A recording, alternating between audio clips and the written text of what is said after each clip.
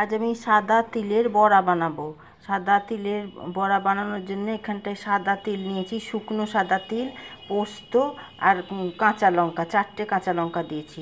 হ্যাঁ, জল ছাড়া এটা এই যে একটা মিক্সিং জারের মধ্যে আমি ঢেলে নিলাম। এবার ঘুরিয়ে নেব।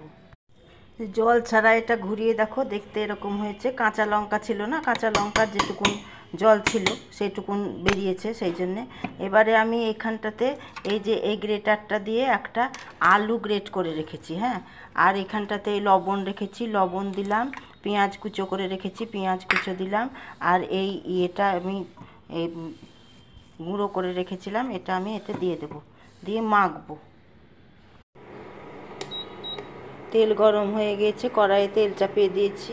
এই যে আমি বড়াগুলো সব গড়ে রেখেছি, এবারে একটা একটা করে বড়া ছেড়ে দেবো।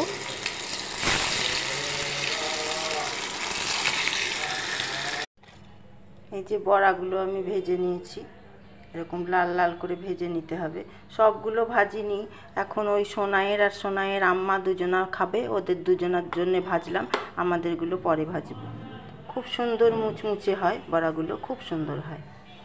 যাই সোনাইকে বড়া ভাজা দিয়ে আসি একটু। বড়ি বা বড়া রাঁধলে পারে শুধু বাটি নিয়ে নিয়ে ঘুরে, কি করব এখন, তখন তো হয়েছিল না।